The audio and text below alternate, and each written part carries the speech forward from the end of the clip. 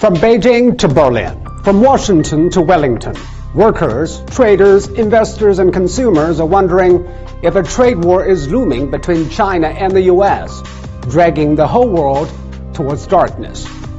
I don't know, but I know it takes enemies to fight a war. Are America and China enemies now? And let us go back 40 years.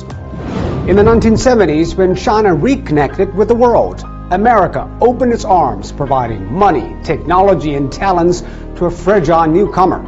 By 2016, the trade surplus in favor of China has jumped from zero to $347 billion US. Big problem. The trade imbalance is really an issue of structure.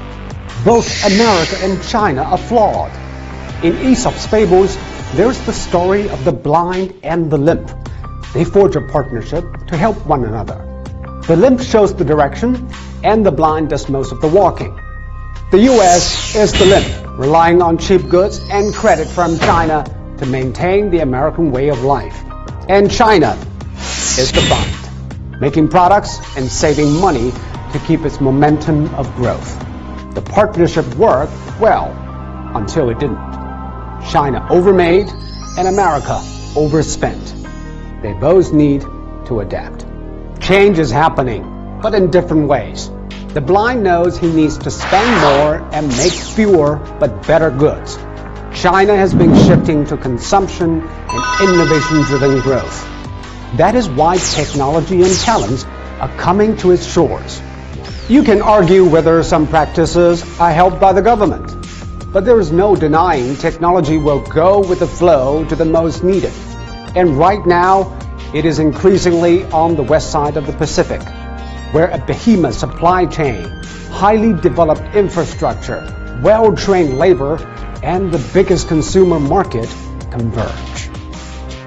The limp, however, has some trouble adjusting. Economically, America needs to consume less and make more, but the limp has been relying on the blind for too long. Easy credit and cheap goods are addictive. The current trade structure benefits American companies, but not American workers. This is a design invented by America, and it can only be reinvented by America. It would probably take the vision and courage of a politician like FDR to remake the American economic model. Trumping foreign competitors will not reindustrialize the U.S. It would take retraining, infrastructure investment, and re-energizing the can-do spirit of early immigrant forefathers. But that is the hard way. Trump chooses the easy one, strong-arming its partners and browbeating its opponents. Trump is not trying to win the economic game. He's simply trying to win the argument. Winning the argument means winning votes. Politics trumps economics. But what goes around comes around. Economics will reign and take its revenge. When America is serious about changing its economic structure, the trade imbalance will remain. The limp would be better to act immediately and do something really smart. But for now, the two flawed persons need to cool down and talk straight. Both are imperfect, and both are hope for nations. China is gaining strength but needs better vision.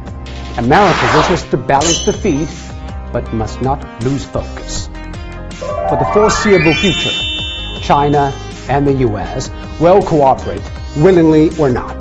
To reinvent Churchill's words, cooperation is the worst form of relationship except for all the others. The blind and the limp can be better, but only when they still have faith in each other. Let me end with a line written by a Chinese writer toward the end of the Great Depression. 渡尽劫波兄弟在，相逢一笑泯恩仇. A warm hand is always better than a cold shower.